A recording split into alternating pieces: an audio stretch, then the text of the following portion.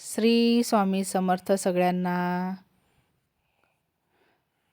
संध्याकाळची दिवाबत्ती करून घेतली आणि लागलो स्वयंपाकाला. मस्त ताजे ताजे गाजर आणले होते, गरम गरम हलवा करून घेतला गाजराचा.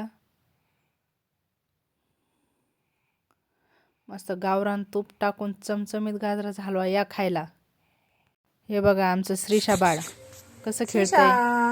हाय हाय कर, हाय हाय कर, हाय हाय कर, हाय इकडे, हाय हाय हाय हाय. इकडे दूध टाकून गाजराचा हलवा ठेवलाय शिजायला. तयार झाल्या बघा श्रेया खाती मस्त गरम गरम गाजराचा हलवा. आता पोळ्या टाकून घ्यायच्या. हुशार पिल्लू का नाही तुम्हाला? कुमरडती नुसतं घ्यायचं का? माझ्या यूट्यूब चॅनलला सगळ्यांनी सपोर्ट करा, सबस्क्राईब करा, लाईक करत जा, कमेंट करा. माझा व्हिडिओ तुम्हाला कसा वाटला. पोळ्या झाल्यात, आता भाजीची तयारी. मिरच्या कट करून घेतल्या, कांदा कट करून घ्यायचा आहे.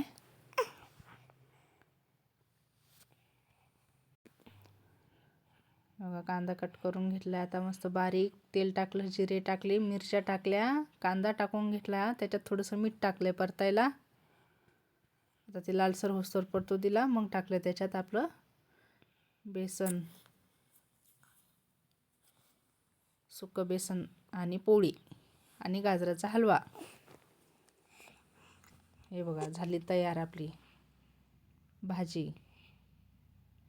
आता सर्व करून घ्यायची मस्त ताटात. या गरम गरम भाजी, पोळी आणि गाजराचा हलवा खायला.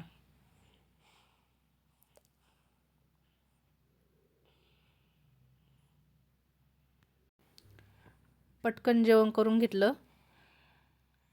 किचन वगैरे आवरून भांडे कुंडे घासून घेतले. आता जेवण झाल्यावर खूप थंडी वाजते ना, थंडी लई सुटली, आता लईच थंडी वाजू राहिली. पटकन भांडे घासून घेतले. किचन आवरून घ्यायचे. किचन आवरून घेतलं. त्यांना उद्या शनिवार, त्याच्यामुळे साबुदाणा भिजू घातला रात्रीच. इथं मुलांनी केली शेकोटी, तर आलोत आम्ही बाहेर शेकायला. मस्त मधुमाखाचे कंस घेतलेले होते, ते आम्ही शेकोटीवर भाजले.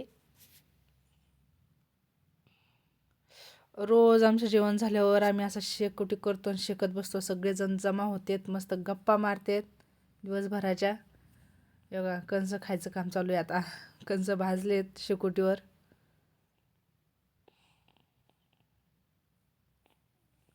हे ना शेकोटीचा, थंडीचा आनंदच वेगळा आहे.